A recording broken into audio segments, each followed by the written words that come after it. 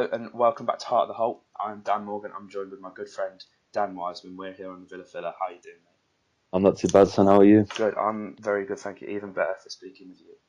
Oh, mate, it's a pleasure. Always a pleasure. You know it, mate.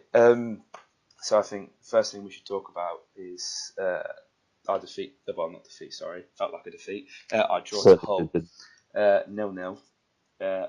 Good first half display, but didn't manage to put away our chances. Sounds like typical Villa, really, doesn't it, mate? Yeah, I think that's the problem, isn't it? I think we kind of had like a system where last season we could rely on Khadija in those kind of games against the lesser teams. He would always seem to come up with a goal, and at the start of the season we had a similar thing going with Albert Adoma.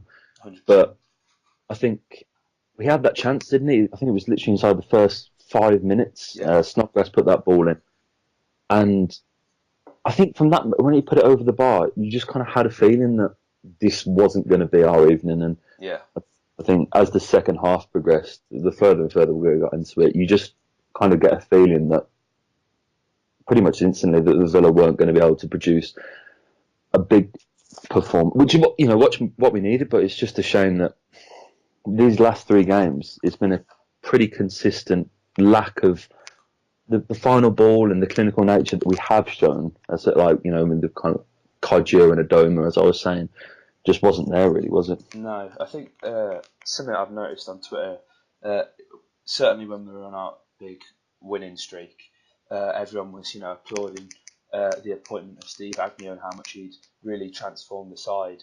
And I think that, I agree with that. He, Graben and Hogan looks incredibly sharp. But what's happened to that now? We're just going back to the long ball. Yeah. I think the one thing that was the biggest issue throughout the game was the tactics, because I mean, one of the things I keep picking up on, and I saw it at Bolton away and at QPR, is how deep Jack Grealish is playing. Yeah. I mean, that's the one thing that is confusing me most, is because we've gone from him playing almost not as a striker but as a second striker, sitting right up close. And now he was level with Jedinak in so many instances. And that's the one thing I think I'm failing to understand, is that we seem to have changed a winning formula. Yeah. Which certainly in the Championship isn't something you can afford to do. And we're seeing the kind of, at the end of the game, Bruce is just putting as many strikers as he can on the pitch. Get me started on that, mate. It's baffling, isn't it? It's not a tactic. It's not, going back to what you said about Jack.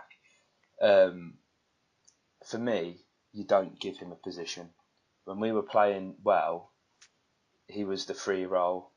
If you look at the Blues game, he was always up when we were on the counter, and he was always one of the first men back when the rare instance they attacked. And he really did put a shift in and made Ndoye look like nothing. Like 6'5" man. Yeah, absolutely. Jack Grealish, you'd have thought it would have gone the other way.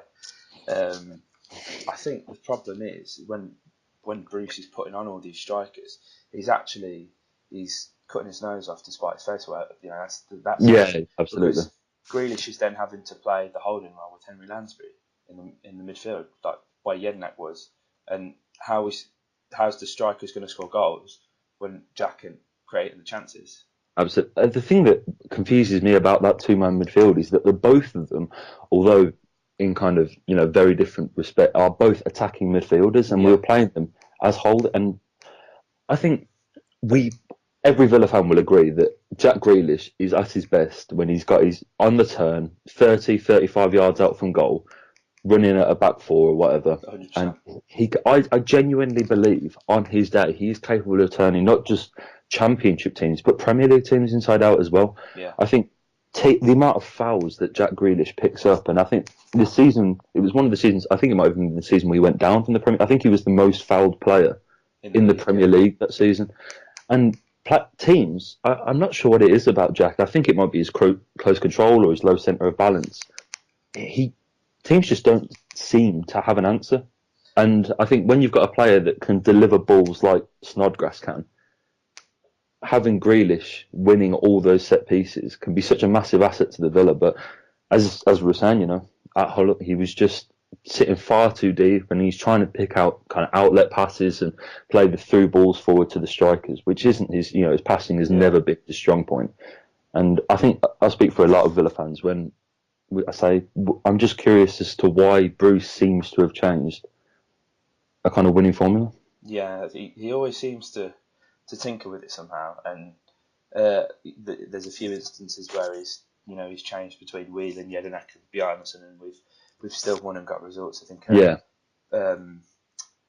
Bolton away, he got it wrong. Clearly got it wrong.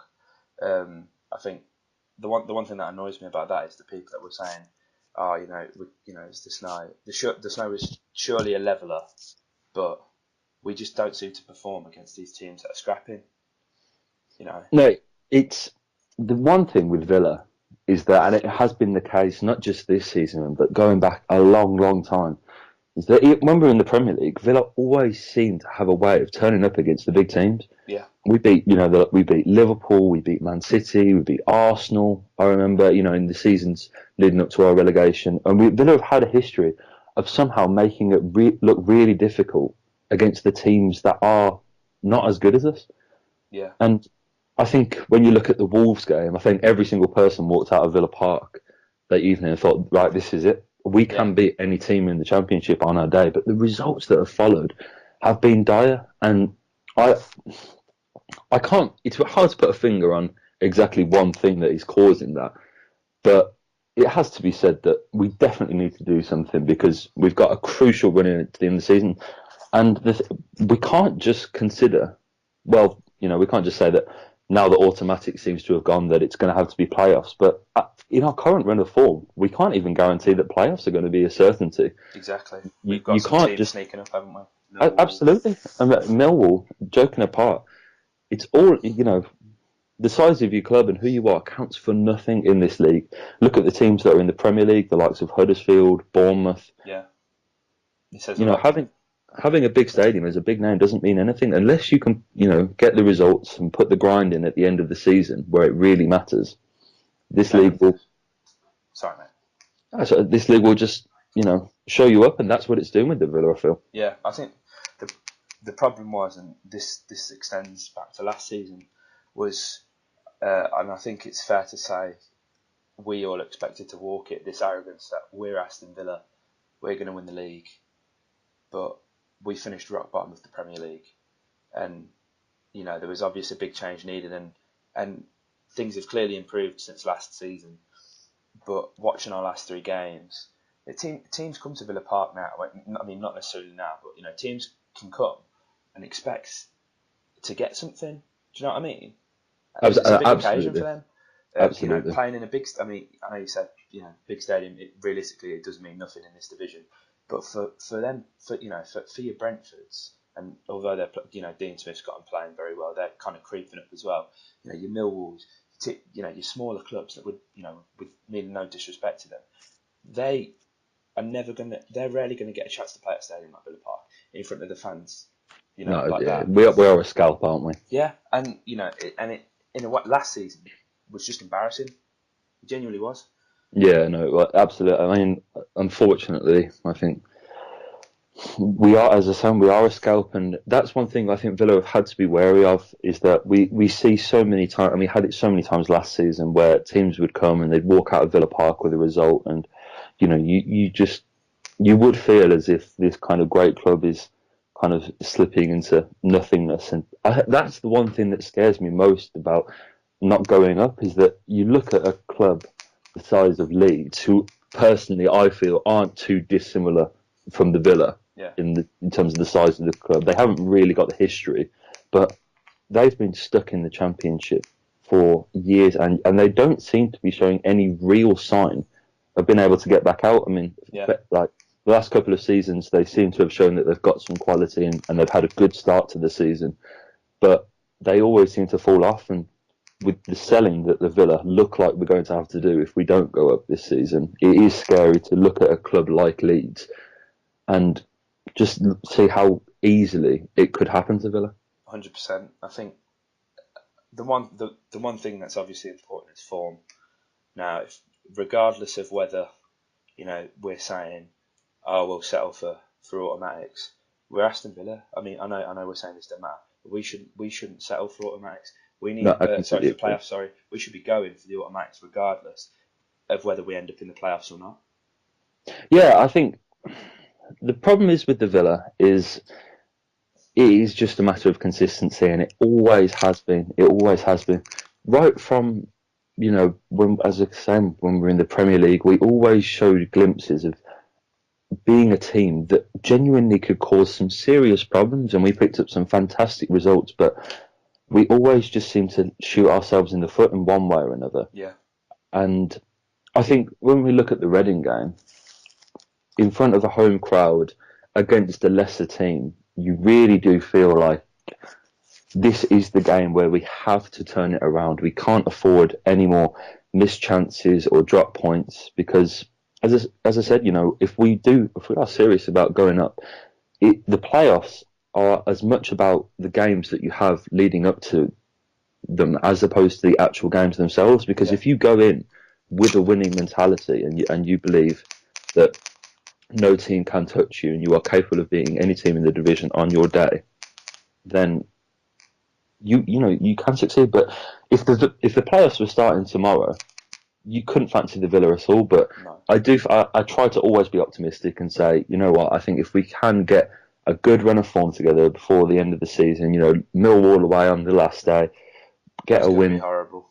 It certainly is. It certainly is. But Really. if we can pick up some wins, I think we can't really sit here and say that we don't believe the Villa can do it. I think everyone Of knows course, that we yeah. can.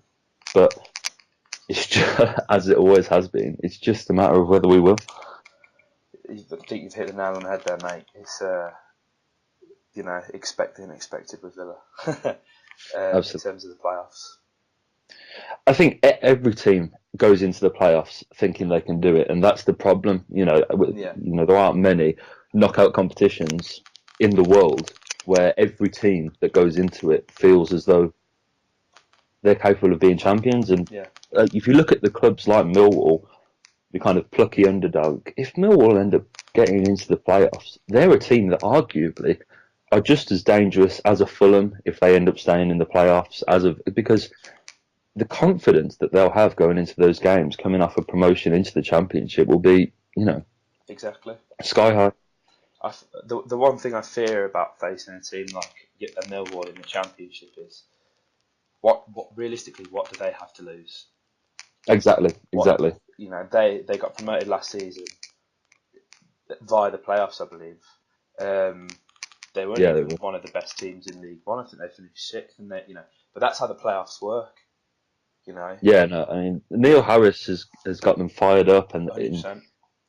and you look at Huddersfield. Huddersfield, I think, got promoted last year without having scored a goal Yeah, well, in the playoff. Huddersfield conceded the most amount of goals in the Championship Yeah, and it goes to last show. season. I think it just goes to show you cannot predict who is going to go. Like the playoffs and the Championship, especially, is. I think this has been one of the things that has surprised me most since we've gone down. I think I was dreading the Championship Yeah, when we went down. I thought, I loved the fact that Villa were amongst the big names. That we had the Manchester Uniteds, the Chelseas, the Liverpools.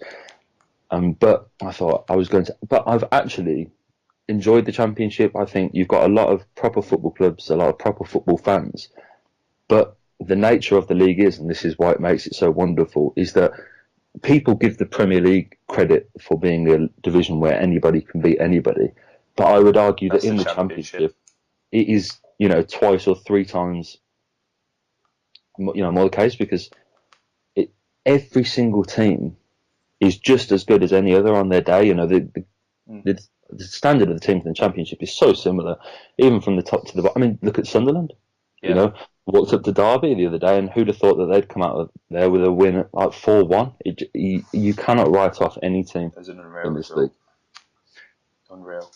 I think one thing touching on that again in terms of playoffs is confidence, and it's something I spoke a lot about, and the motivation because like these Millwalls, if they're in there, that they're really believing that they can do it, but the one thing I do, and I am a fairly optimistic person, the one thing I do fear is we're going to get in a situation where at half time, Bruce isn't able to motivate the players because the past 3 games, it's something my dad has pointed out and it's something I've noticed, the players don't come out motivated and we always have a poor second half.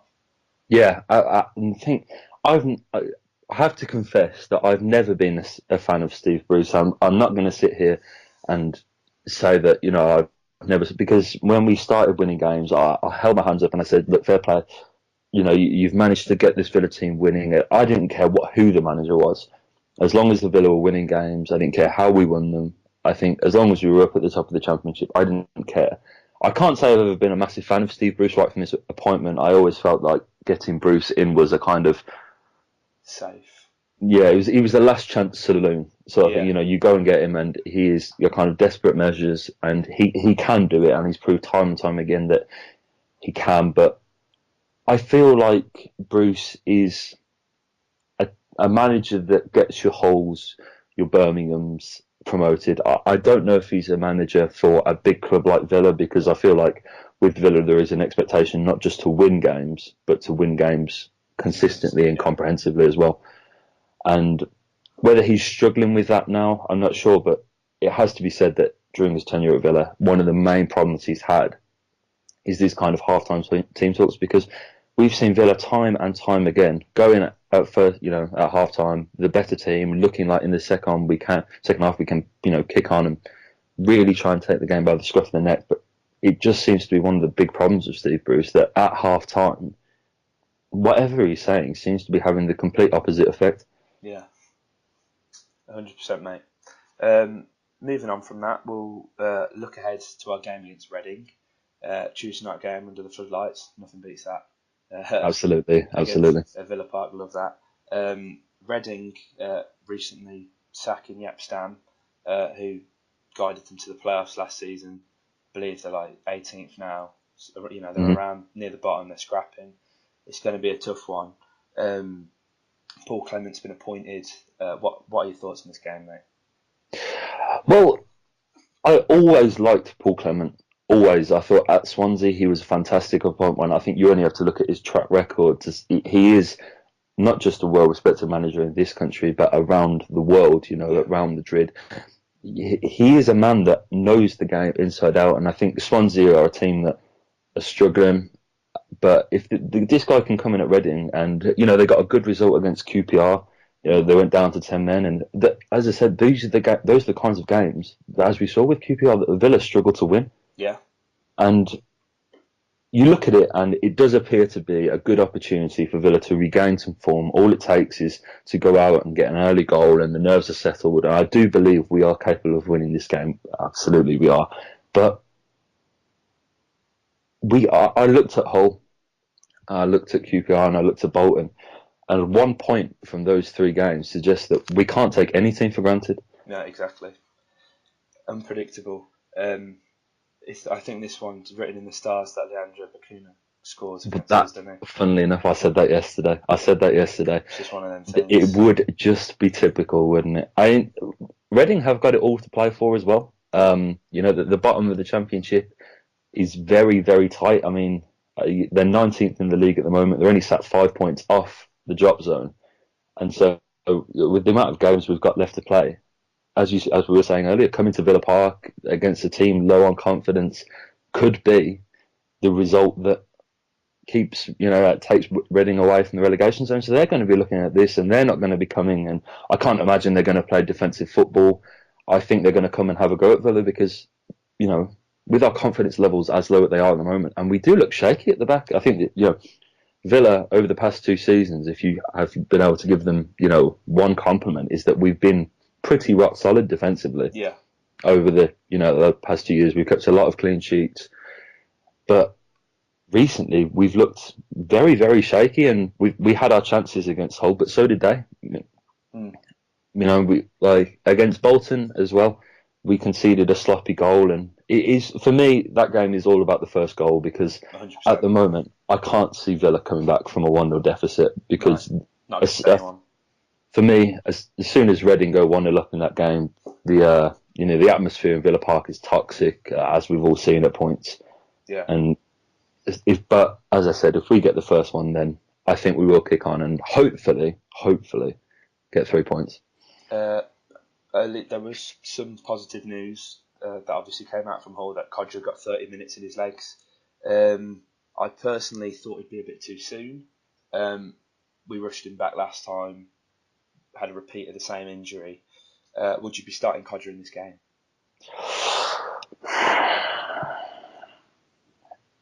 For me, I completely agree in the fact that Khadija was rushed back from injury, but he is a player that is selfish, and we've seen this. But one thing that Khadija does do is he gets you out of sticky situations. He's a player that is capable of picking the ball up on the halfway line, running forward with it, bringing other players into play, and he's got charisma and he has something about him. And I feel like when we watch the Villa games, of late, we look like a team that is screaming out for a player to just pick the ball up, rally those around him, drag the team forward. And I think even if Khadija isn't fully fit, and even if he certainly isn't in goal scoring form, I feel like in these kind of games he's a good player to have on the pitch because he is confident and he's you only have to look at the guy that he is, and he is very self-confident and he is very happy-go-lucky. And in the negative atmosphere, I feel like he could be the man to stand out and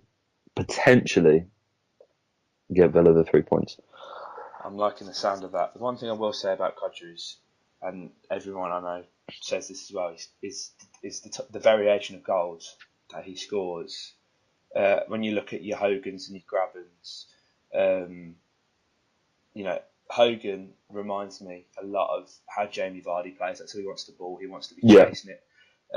Grabben, very silky, kind of plays in a similar way. Whereas Khadija, if we're trailing a game, Bruce will stick on Keenan Davis. Why stick on Keenan Davis when Jonathan Khadija could score headers, can dribble around players, absolutely. Can score left foot, right foot, screamers, like he has done against Brentford in the past. I'm liking the variation. We seem to also have a fully fit squad. I think everyone apart from Glenn Whelan, possibly, which I don't think anyone's missing him. A bit of a dilemma then with players at the back. Bruce against Hull put Tunzabe in. He put Hutton straight back in. I was glad to see Hutton.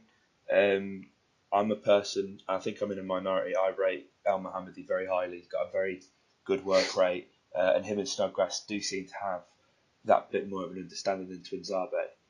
A lot of people were saying that Snodgrass seemed a bit quiet against Hull. That partly down to having Twinzabe right back. What are your thoughts on the defensive situation? I think Twinzabe, I really like. I think he's very, very highly rated at Man United. When he left, Man United were having problems defensively, and a lot of Man United fans on Twitter and on social media were calling for him to come back. That they felt like a young player who has a point to prove could really do something in that side, and a player that can, Man United fans feel like could influence their team is, absolutely welcome in this Villa side. I don't personally feel like he's a right back. I 100% agree with you there, mate. I think in the whole game especially, I think with the kind of player that Snodgrass is, he likes to cut inside. He hasn't really got that much pace. I feel like you do need a good overlapping right back to come past Snodgrass, and I feel like Twinzabe isn't that player. I believe he rates himself as a centre mid. That kind of holding midfield. I would like to see him given a run in there, but I just feel like the competition is too high, and we've got some more experienced players that could perhaps play that role slightly better than he could at the moment. But I feel Villa are better. I would have said that Villa are better for having Alan Hutton in the side, but even he against Hull had one of the worst games I've seen him have in a Villa shirt. Yeah, no one was. And the one thing that is surprising me, and I'm interested to hear your thoughts on this, is I haven't really wanted to say anything in the weeks leading up to the whole game and during the whole game. I do feel as though John Terry is starting to look quite shaky. I think he's in positions. He's starting to be he seems to be beaten to headers. He's looking a bit sluggish on the ball. He's giving it away a bit more than he was at the start of the season. What are you thinking of? I'm in agreement with you there, mate. I do think if you look against QPR, their first goal, why is he not heading that away? Absolutely.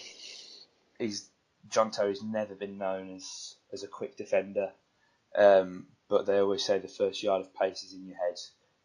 I do think, and I've said this about Jedinak as well, we've seen the best of him. Yeah. I wouldn't drop him because, well, who else do we No, play? of course. Next season, if worst case scenario, we don't go up, coming back to Twinzabe, I think if we can keep hold of Chester, get Twinzabe back, I think we've got a very good centre back partnership there potentially.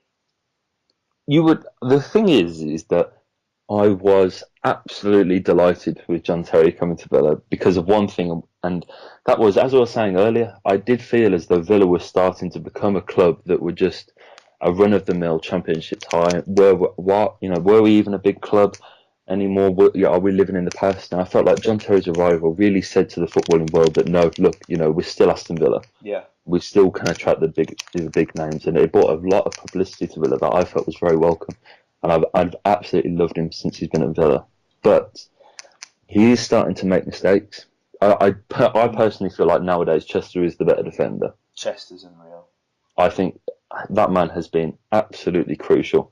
And he's starting to add some, in recent time, he's added goal scoring to his game as well, which has been vitally important. That's helped us pick up results. Yeah. And I feel like players like Chester, who are real leaders, are the players that we really do need to look to for this game tomorrow and say, we need players like Chester, players like John Terry to really pick this team up and say, look, there's still a lot to play for in this league. Nothing about this league is sewn up. And it's the leaders you need, isn't it, in these situations where things aren't going your way. And I hope that we see a performance from like we know that we can.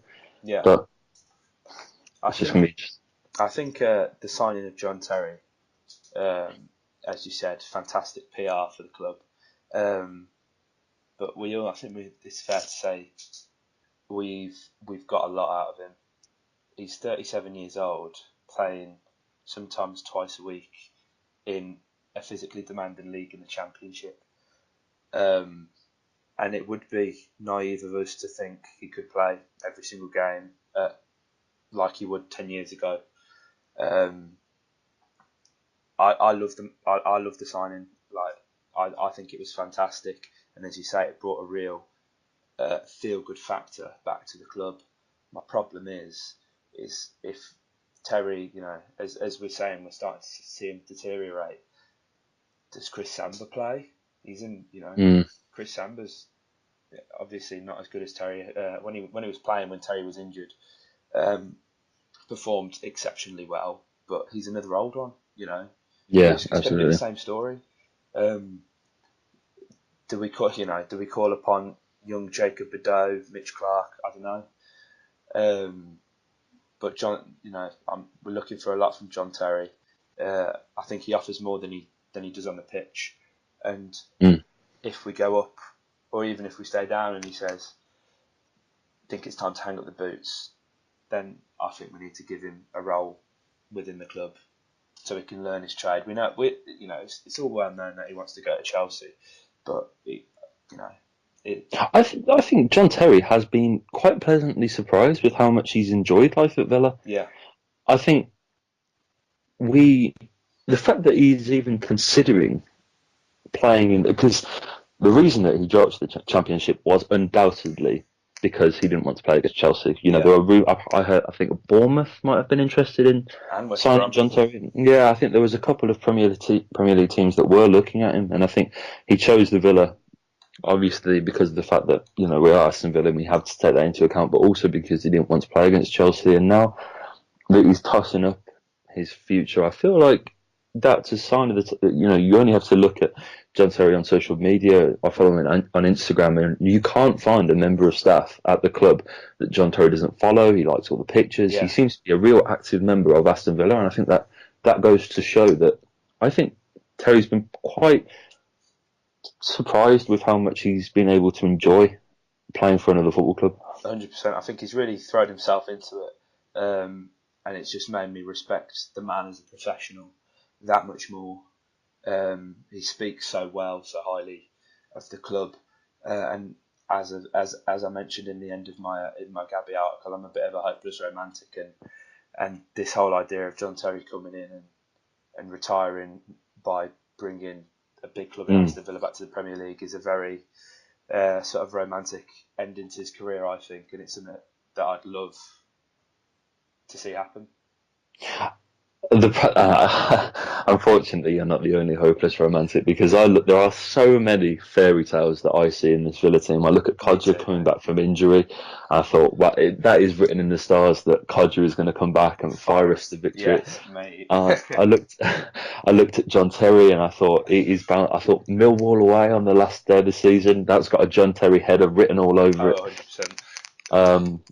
And that's the problem, isn't it? Is that I still am firmly in the I do think Villa can do it. I think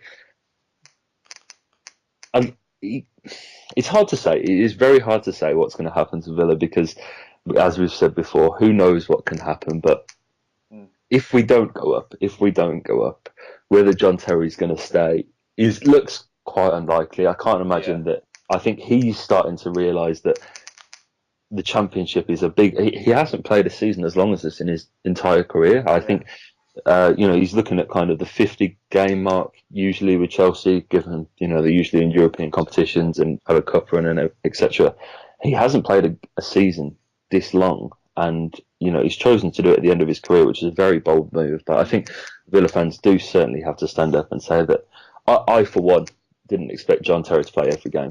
No, he had his injury, which this is another thing. I felt like Tommy Elphick stood up very, very competently. Mate, he was fantastic before he left. I did feel a bit sorry for him. One who plays for Reading, of course, won't feature tomorrow. Yeah. But yeah, I think there's a lot of fairy tales, as you say, in this team. Hopefully, we can get back on form tomorrow night against Reading at Villa Park. 7:45 kickoff under the floodlights. Dan, it's been an absolute pleasure, mate. Absolute pleasure. I hopefully we'll be able to do another episode in the coming weeks where we talk about some Villa victories as opposed to some terrible results. But hopefully, mate. We'll see you tomorrow night, won't we? Yeah, see you tomorrow night. If you guys enjoyed this, obviously let us know what you think. If we're chatting complete and utter crap, let us know. As we said, we are both hopeless romantics. Anyway, thanks for listening, guys. Up the Villa. Run 500 miles and he will slide 500